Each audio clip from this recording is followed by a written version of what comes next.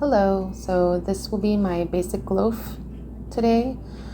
I make this I think I do about once a week for sandwiches for my family. So I'll start with 50 grams of starter at its peak. I fed this earlier in the day, so it was ready for me at the end of the day. And then I add the water next. This is filtered water at room temperature. I usually do between 335 to 350 grams. It's never perfect, it's never the same, but usually within that range.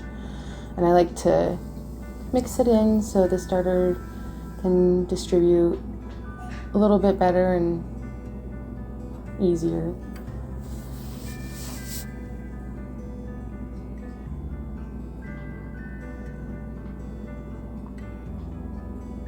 Next, I'll be adding bread flour, and I usually shoot for 500 grams.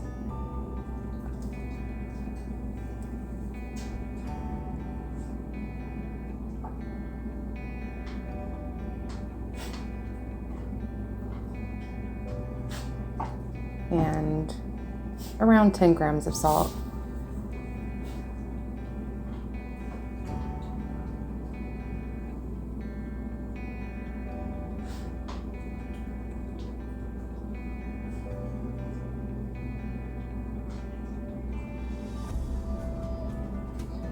And then I just mix and mix and mix, and I'll start using the spatula, and then after I'll start mixing it with my hands to make sure all the flour is incorporated.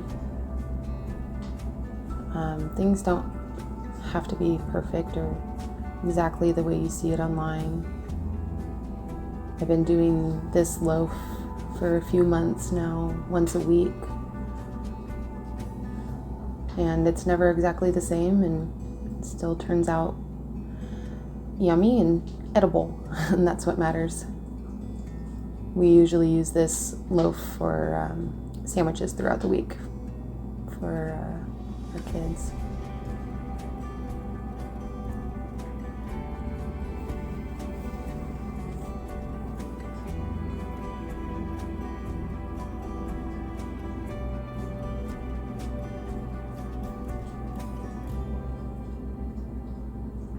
See all the loose flour on the bottom? I try to make sure that gets incorporated.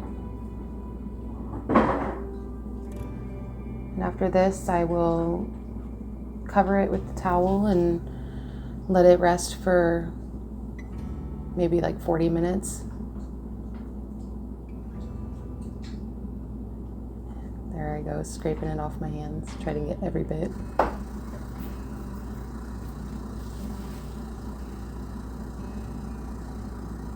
Yep, cover it and let it sit for 40 minutes. And then I come back and perform the first stretch and folds. I wet my hand, and this part really does not need to be done in a specific way. I just know that you don't want to tear the bread, so when you're stretching it, you don't want it to like rip. So you do want to be a little bit gentle, but I really don't think it matters that much. So I'm doing stretch and folds here. And then I'll let it sit and rest for 30 minutes.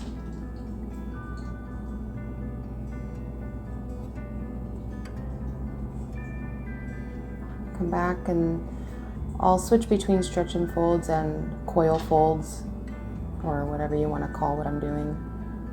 I'm wetting my hands some more.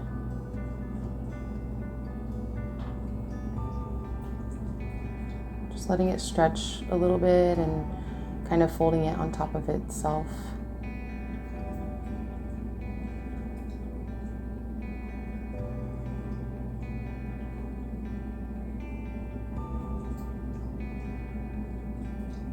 And then I'll cover it and let it sit for another 30 minutes.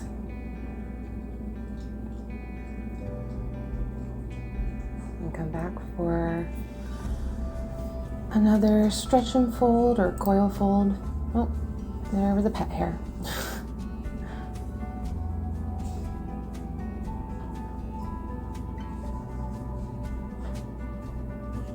It really helps having your hand wet during this time so the dough doesn't stick to your hand as much. I usually do 4 stretch and folds or coil folds, but sometimes I'll only do 3 if I feel like it. I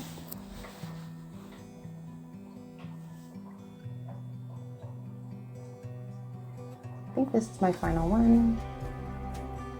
And you can see how well the gluten has developed and staying together.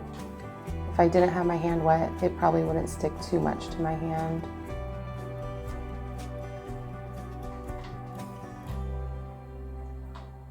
And then after that, I cover it, and I forgot to wet the towel.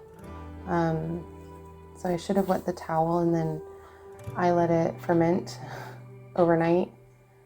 That will totally depend on the temperature of your house, but mine was fine overnight. See the top, it doesn't stick, but because I forgot to get the towel all wet, the top of my loaf was a little dry, but I mean, it's still fine.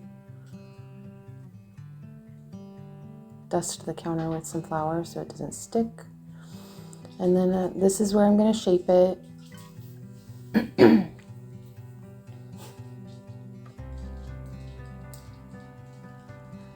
Doesn't have to be perfect. This is just what I do. It's simple and it works for me. And I'm baking this one in a bread loaf pan, so that's why I'm doing it this shape.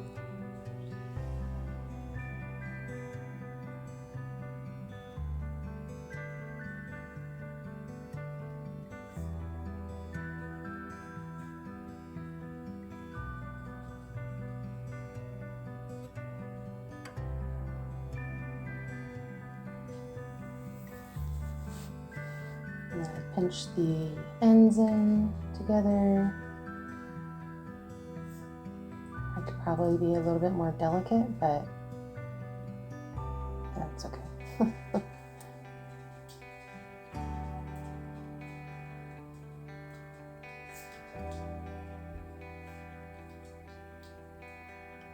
Get my pan. Totally can use parchment paper instead of the silicone mat. That's what I did for the longest time. Works just as fine. I like to sprinkle with a little bit of rice flour just because it kind of helps the bread not stick as much, and it helps with scoring.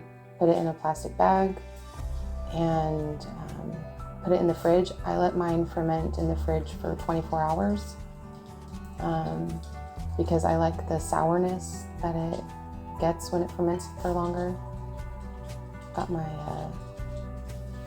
scoring tool, I forget what it's called. But for the longest time I was just using a serrated knife, and that was working just fine as well.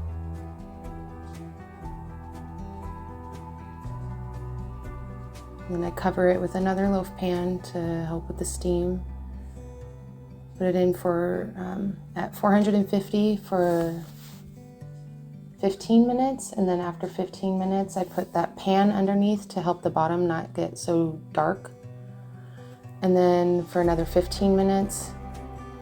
Then after that, I turn it down to 400, take the lid off for another 10 minutes or however dark you want it. And then that's it.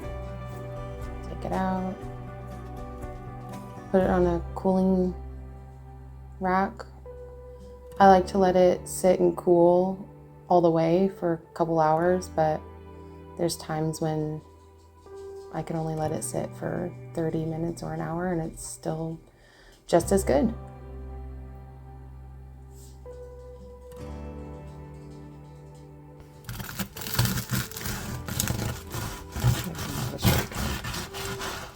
I don't like mine too crispy, so this is just right for us.